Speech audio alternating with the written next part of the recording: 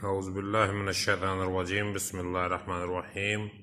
عزیز طلبہ السلام علیکم۔ گورنمنٹ ڈگری کالج فورڈ عباس کی طرف سے اردو کے لیکچر کے ساتھ میں ہوں پروفیسر خضر عباس۔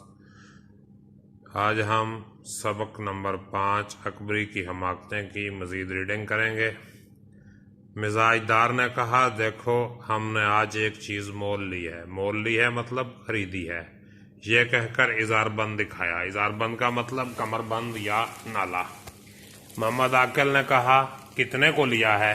مزاج دار نے کہا، تم آنکھ کو کتنے کا ہے؟ آنکھوں کا مطلب اندازہ لگاؤ۔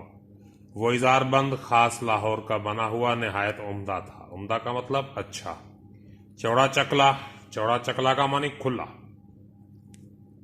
کلا بتوں کی لچھے دار ہڑیں۔ کلا بتوں سونے چاندی کا کیا ہوا کام۔ لچھے دار ہڑیں گرہیں لگی ہوئی۔ محمد عاقل نے کہا، 2 روپے سے کسی طرح کم نہیں۔ مزاج دار 4 آنے کو لیا ہے۔ محمد عاقل، سچ کہو۔ مزاج دار، تمہارے سر کی قسم 4 ہی آنے کو لیا ہے۔ سر کی قسم یعنی بڑے یقین سے کہہ رہی ہے۔ محمد عاقل، بہت سستا ہے، کہاں سے مل گیا؟ مزاج دار، ایک حجن بڑی نیک بخت ہے، بہت دنوں سے گلی میں آیا کرتی ہے، کسی بیگم کا ہے، بیچنے کو لائی تھی۔ یہ کہہ کر سرما ناد علی فیروزے کی انگوٹھی بھی مزاج دار نے دکھائی۔ تما ایسی چیز ہے، تما کہتے ہیں لالچ کو، کہ بڑا سیانا آدمی بھی دھوکہ کھا جاتا ہے۔ جنگلی جانور مینا، طوطا، لال بلبل آدمی کی شکل سے بھاگتے ہیں، لیکن دانے کی تما سے جال میں پھنس جاتے ہیں اور زندگی بھر قفس میں قید رہتے ہیں۔ قفس کہتے ہیں پنجرے کو۔ اسی طرح محمد عاقل اپنا فائدہ دیکھ کر خوش ہوا، اور جب مزاج دار نے کہا کہ وہ حجن بیگم کا تمام اسباب جو بکنے کو نکلے گا میرے پاس لانے کا وعدہ کر گئی ہے، تو محمد عاقل نے کہا، ضرور دیکھنا چاہیے، لیکن ایسا نہ ہو چوری کا مال ہو، پیچھے خرابی پڑے، اور ہاں حجن کوئی ٹھگنی نہ ہو۔ مزاج دار نے کہا، خدا کرو، وہ حجن ایسی نہیں ہے۔ غرض بات گئی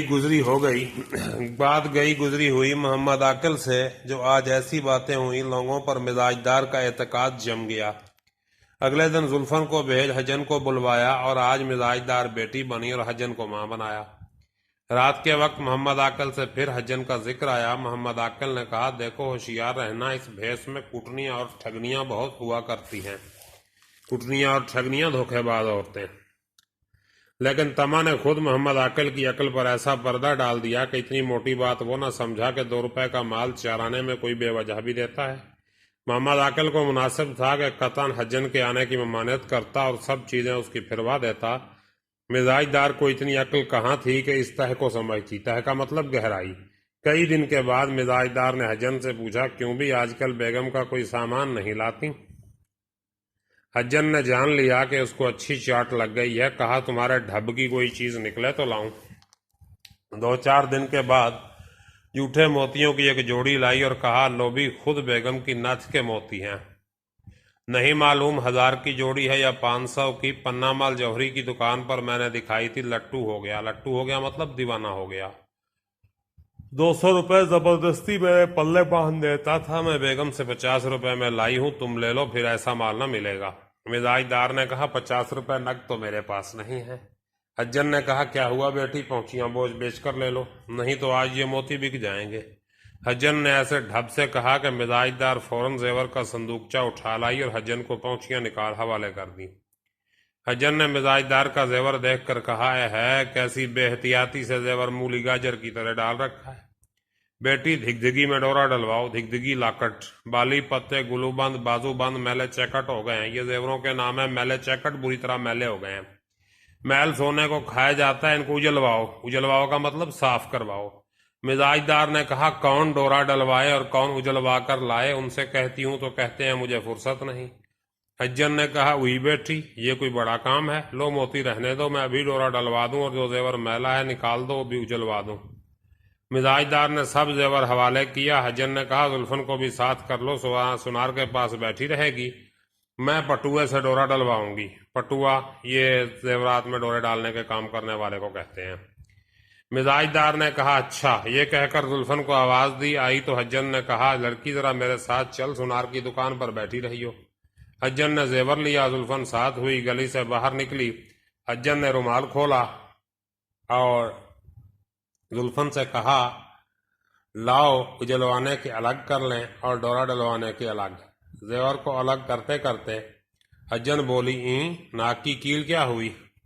जुल्फन ने कहा, इसी में होगी, जरा भर की तो चीज है, इसी पोटली में देखो। फिर हज्जन आप बोली, है पानदान के ढकने पर रह गई। अरे जुल्फन दौड़ कर जा, जल्दी से ले आ। जुल्फन भागी भागी आई, दरवाजे से चिल्लाई, बीबी नाक की कील पानदान के ढकने पर रह गई है, हज्जन ने मांगी है, जल्दी दो। हज्जन गली की नुक्कड़ पर दीना बनिए की दुकान के आगे बैठी है। यह कहना था कि मिजाजदार बहू का माथा ठुनका का मतलब कुछ एहसास हुआ। जुल्फन से कहा, बावली हुई है? बावली पागल हुई है। कैसी कील मेरे पास कहीं थी, तूने देखी? अरे कमबख्त, दौड़ देख तो हज्जन कहीं चली ना जाए। जुल्फन उल्टे पांव दौड़ी गई। हज्जन को इधर उधर देखा, कहीं पता ना था। मिजाजदार से आकर कहा, भी हज्जन का तो कहीं पता नहीं। मैं बाजार तक देखा, इतनी देर में नहीं मालूम कहाँ गायब हो गई। ये सुनकर मिजाजदार सर पीटने लगी। हाय मैं लुट गई, हाय मैं लुट गई। अरे लोगो, खुदा के लिए दौड़ियो। मोमघरों के छत्ते तक लोग दौड़े। वहां जाकर मालूम हुआ कहीं की बहती बहाती महीने भर से किराए पर आकर रही थी।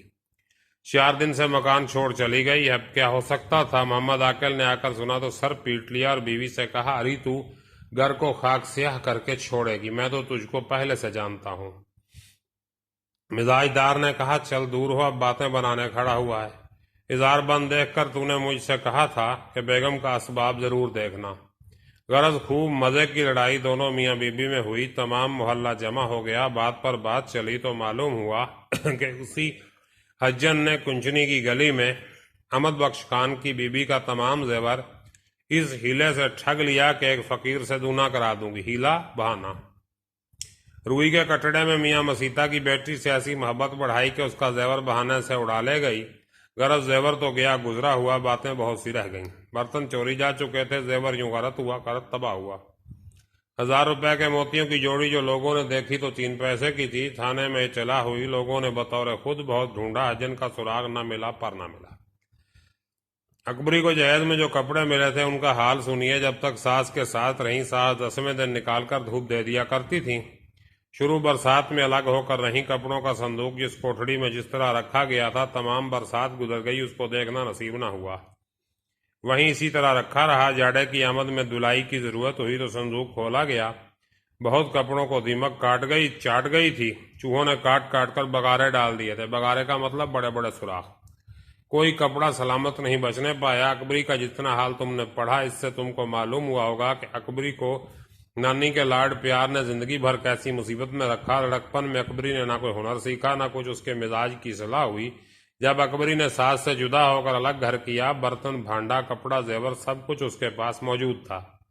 क्योंकि खानादारी का सलीका नहीं रखती थी, चंद रोज में सब मालो असबाब खाक में मिला दिया और एक ही बरस में हाथ काम से नंगी रह गई। अगर मोहम्मद आकिल भी उसकी तरह अहमक और बदमिजाज होता तो शायद एक दूसरे से कता ताल्लुक खत्म हो जाता। लेकिन मोहम्मद आकिल ने हमेशा अक्ल व शराफत को बरता। हमको अकबरी के इतने हालात मालूम हैं कि अगर हम सबको लिखना चाहें तो ऐसी 3-4 किताबें बने, मगर अकबरी के हालात पढ़ने से कभी तो गुस्सा आता है और कभी तबीयत कुड़ती है। इससे उसके ज़्यादा हालात लिखने को जी नहीं चाहता। तो ये सबक आज ख़त्म हुआ। कल हम इसका खुलासा करेंगे इंशाअल्लाह। इसके बाद कसीरुल इंतखाबी सवालात और फिर तशरीहात करेंगे और इस तरह इंशाअल्लाह हमारा सिलसिला तब तक चलता रहेगा जब तक रेगुलर क्लासें नहीं शुरू होती। तब तक के लिए इजाज़त दीजिए। अपना ख्याल रखिएगा। अल्लाह हाफिज़।